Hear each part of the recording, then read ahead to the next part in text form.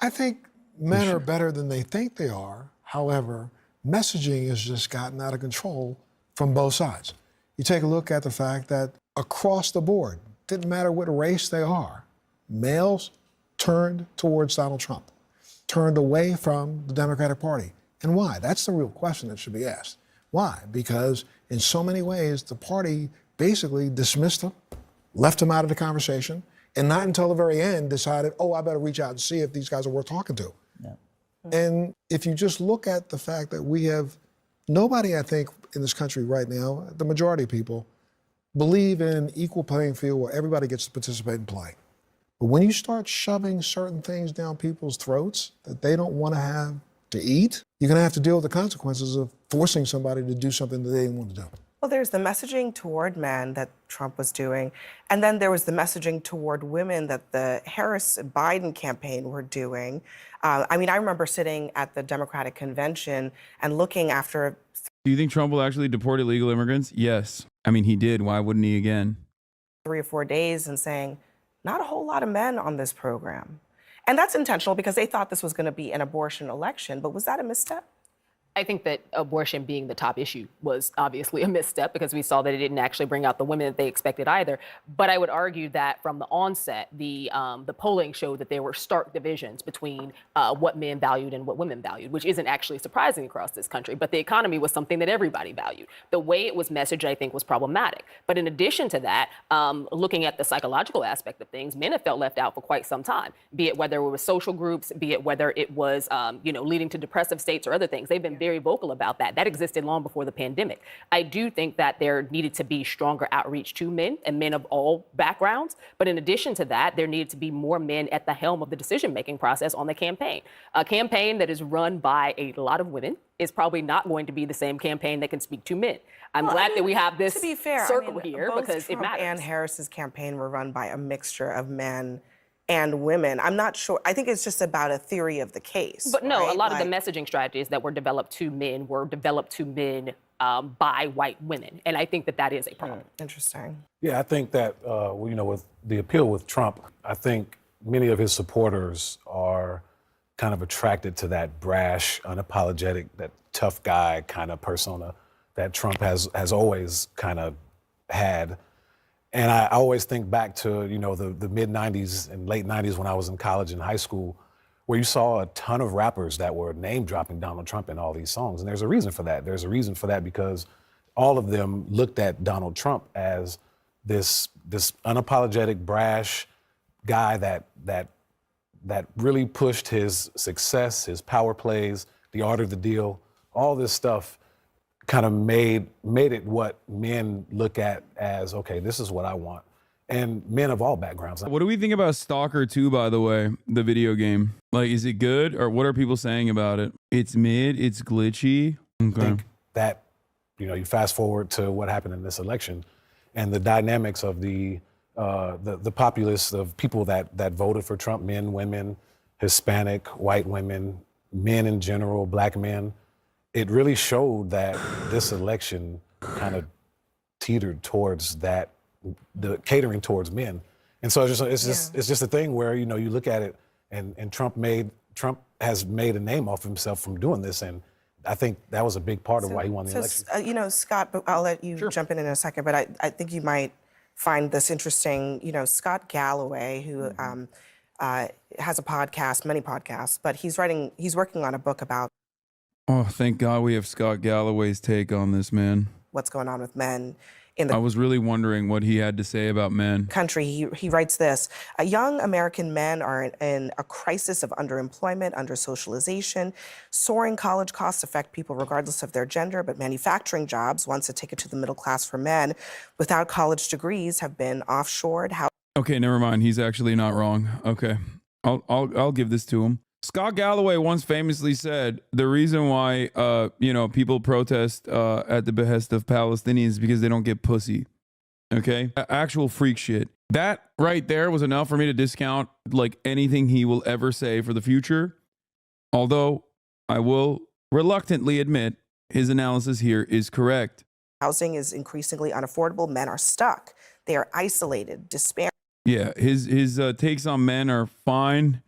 with the exception of anything Israel related. When you hear shit that he says about Israel, stay the fuck away. Oh, President Biden and Vice President Harris are giving away this military base. They're giving it away. God, I fucking hate Congress so much. And unproductive, prone to obesity, drug addiction, and suicide, susceptible to misogyny, conspiracy theories, and radicalization. They make inadequate mates, employees, and citizens. It's a pretty dire picture that he paints there, and it seems what he's saying is that Trump spoke to that. Well, I agree. First of all, I agree with most of everything that's been said here already, and I agree with some of this assessment. I do think we have a crisis of especially young men in this country, and they're, in many ways, disconnected from the rest of their families, disconnected from their communities, disconnected from our political culture, disconnected from our civil culture. And that's a real problem for a society that depends on all of us to be engaged and working together to make it as good of a country and as good of a society as it can be. I think the Democrats in this election made men feel like that the patriarchy is over, boys, and we're going to put you in the back seat for a while, and you're just going to have to accept it without any thought to the ramifications of telling. Oh, no, dude, what? Oh, my God. Thank God. Okay, I hate this shit. I hate this shit so much. Oh, dude, men were comfortable with the patriarchy for far too long, and now the patriarchy's over, boys. You just have to sit back and expect it is obviously going to cause people to be fucking angry and resentful. First of all, the analysis is so stupid because it's the other side. This right here is literally the other side of the analysis that like a lot of rad libs make, right? Where it's like, oh, there is a correct attitude to have here, and rad libs are closer to the correct attitude in general, which is that a sense of entitlement under a patriarchal construct is what causes a lot of men to be genuinely frustrated with like women's equality.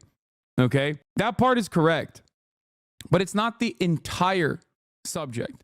While that assessment is ultimately correct and it plays a role in the radicalization of young men, okay, the notion that the notion that that is the major reason and that, the solution to that is to simply overturn it and go back to business as usual, put women back in the kitchen is fucking idiotic.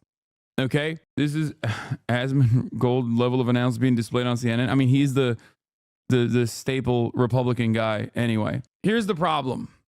Okay? When you're accustomed to a lifetime of privilege, equality feels like oppression, obviously.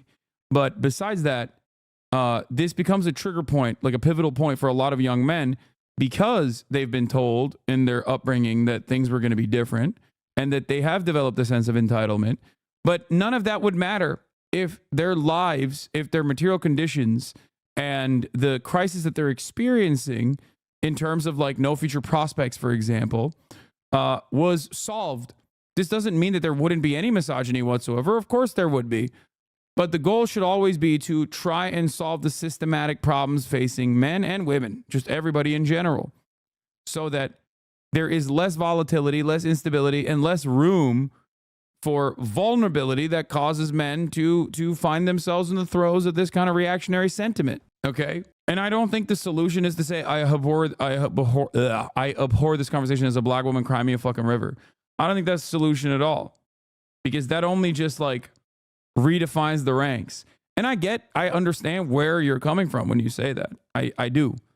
But if we're talking about solutions, then yeah, you can't say that like intrinsically all these people are evil and that they're irredeemable pieces of filth and they should just suck it the fuck up and die or cry. Okay? Now, ultimately, there are real concerns that are there are real concerns for facing all men and women alike. And we should be seeking to solve said issues. We should be seeking to solve said problems. Okay? Engaging in what redefines the ranks? Like, are you scared that black women will suddenly be in power because you acknowledge depression? Come on. Wait, what do you mean? Ultimately, Hasan Gold made a video about you. That's awesome. Hell yeah. I think that there are unhelpful ways of approaching this subject matter. And I think one of them is just to like immediately put up the defensive shield to be like, well, fuck them. And I get where people are coming from when they say that. I really do. Because you are subjected to the same fucking dog shit conditions.